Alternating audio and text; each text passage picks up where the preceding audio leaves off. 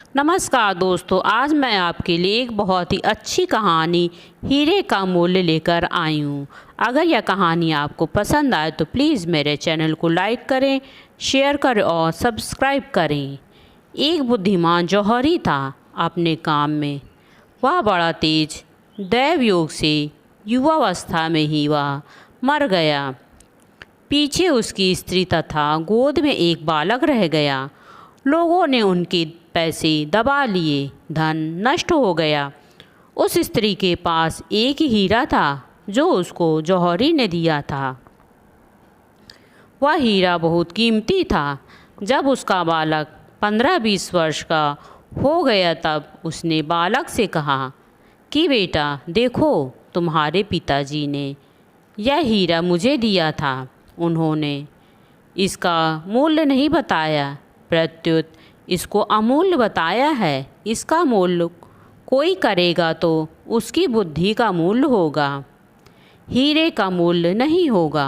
अर्थात जैसी उसकी बुद्धि होगी वैसी ही वह कीमत करेगा। इस हीरे को लेकर तुम जाओ और इसका मूल्य करा लाओ, पर हर एक जगह इसको देना नहीं। वह लड़का हीरा लेकर बाजार गया।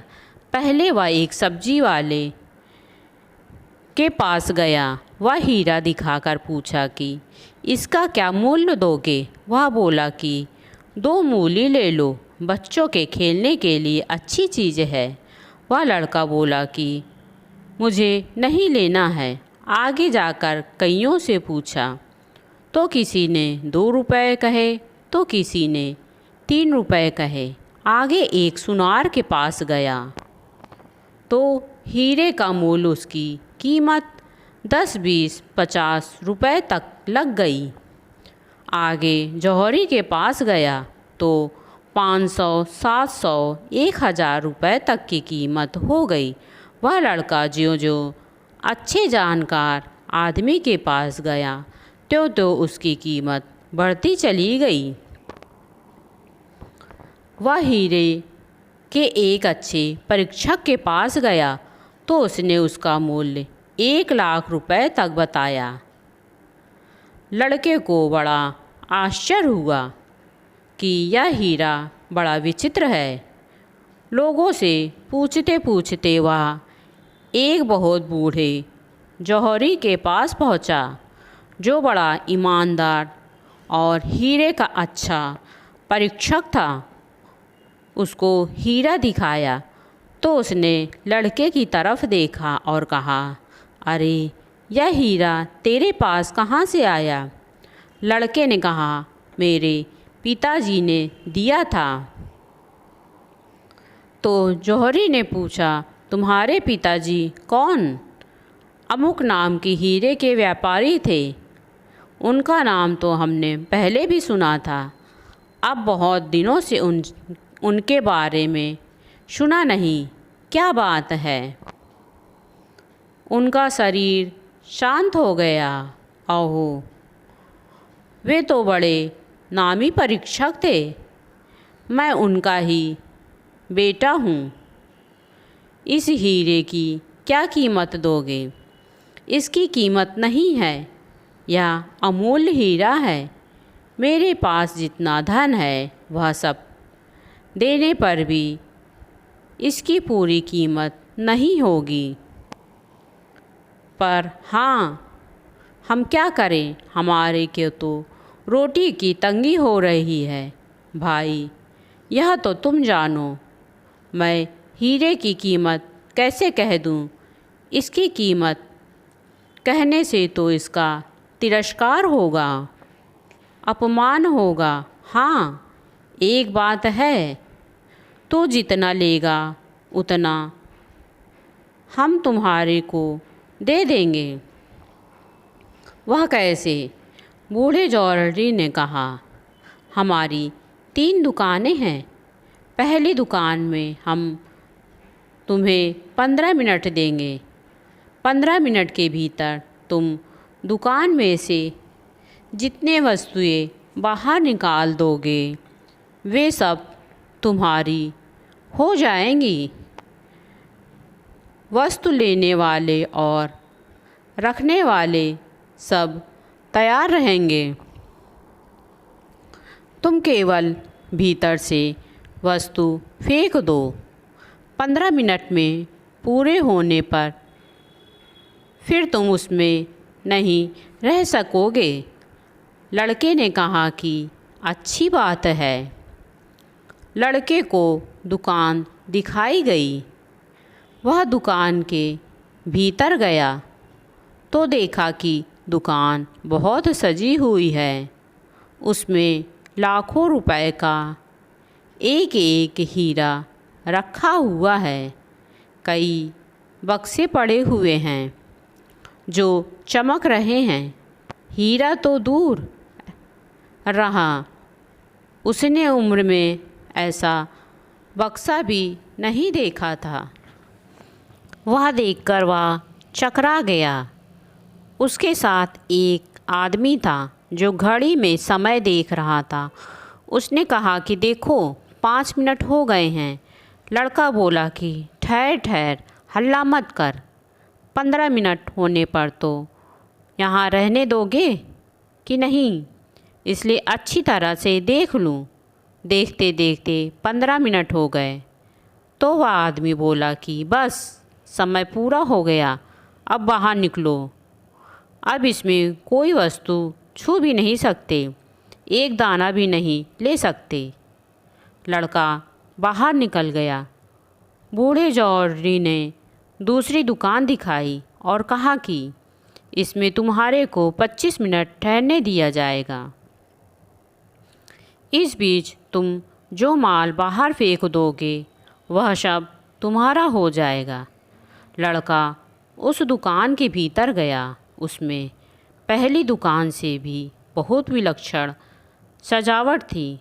उसको देखकर वह चकरा गया कि यह तो कोई अजायब घर है। कितनी विलक्षण चीज़ें हैं यहाँ। लड़के ने पूछा कि क्या दुकान आगे और लंबी है? वह आदमी बोला कि हाँ, आगे दुकान बहुत लंबी है तथा ज़्यादा सुंदर है। लड़का ज्यों-ज्यों आगे बढ़ता गया त्यों-त्यों अधिक सुंदरता दिखती गई। साथ में जो आदमी था वह समय बताता रहा कि अब 5 मिनट हो गए हैं, अब 10 मिनट हो गए। पर लड़के ने सोचा कि अभी तो देख लें, फिर पीछे रहने नहीं देंगे।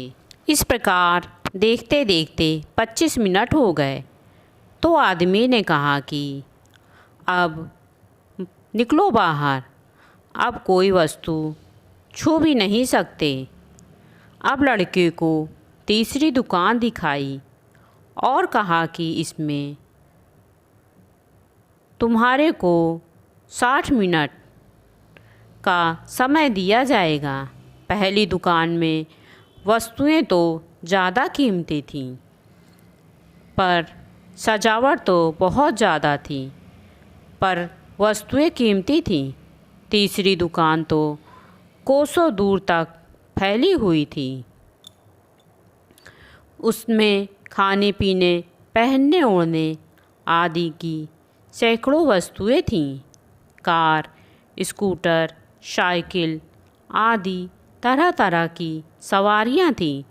तरह तरह का नाच गाना हो रहा था। शब्द, स्पर्श, रूप, रस और गंध, इन पांचों विषयों की तरह तरह की चीज़ें वहाँ मौजूद थी। वह लड़का उन चीज़ों में ही मस्त हो गया। वह कभी मोटर पर चढ़ता, कभी बग्घी पर चढ़ता, कभी झूला झूलता, कभी नाटक देखता है, कभी सिनेमा देखता है। उसने वहाँ ऐसी चीज़ें देखी जो पहले कभी नहीं देखी थी, कभी नहीं सुनी थी। साथ वाले आदमी ने कहा कि देखो, पहली दुकान गई, दूसरी दुकान भी गई और अब तीसरी दुकान भी जा रही है। अब समय बहुत थोड़ा बचा है, अब जल्दी जल्दी पीछे लौटो। उस दुकान से निकलते निकलते समय पूरा हो गया। दुकान से निकलते समय उसने वहाँ रखा एक टाट का थैला उठा लिया। दुकान से बाहर आकर देखा तो थैले में खोटे सिक्के, लोहे के बाट, पत्थर आदि पड़े थे। बूढ़े मालिक ने अपने आदमियों से कह रखा था कि वह जितने वस्तुएं ले उसकी खबर मेरे को करते रहना। अंत में आदमियों ने खबर कर दी कि उसने कुछ नहीं लिया।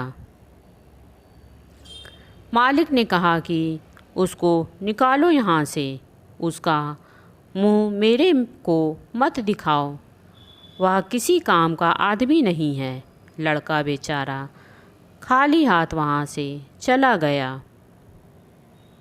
जो भाई बहन यह कहानी पढ़ रहे हैं उनके मन में आती होगी कि हमारे को वह दुकान मिले तो हम आंखें मींच कर बढ़िया बढ़िया माल बाहर फेंक दें, परंतु वास्तव में हमारा मनुष्य जीवन ही वह दुकान है। हमारे जीवन के प्रथम 15 वर्ष पहली दुकान है, 25 वर्ष दूसरी दुकान है और अंतिम 60 वर्ष तीसरी दुकान है। जीवन के प्रथम 15 वर्ष खेल कूद में बीत जाते हैं। उसके बाद के 25 वर्ष गधा पचीसी के होते हैं, जिसमें मनुष्य स्त्री और धन के चक्कर में फंस जाता है। भजन करने के लिए उसको समय ही नहीं मिलता। अगर वह भजन साधन करे तो यह 25 वर्ष साधन पचीसी हो जाते हैं। जो इन 25 वर्षों में साधन नहीं करता है वह वृद्धावस्था में भी साधन नहीं कर पाता। 40 वर्ष की अवस्था आने के बाद लड़के लड़कियों के विवाह की चिंता सताने लगती है। उनका विवाह होने के बाद परिवार बढ़ जाता है और पारिवारिक जिम्मेदारियां बढ़ जाती हैं। शरीर की शक्ति कम हो जाती है। फिर भजन करने का समय कहाँ से मिले। इस प्रकार सांसारिक चकाचौंध में फंसकर मनुष्य अपना अमूल्य जीवन गवा देता है। धन्यवाद।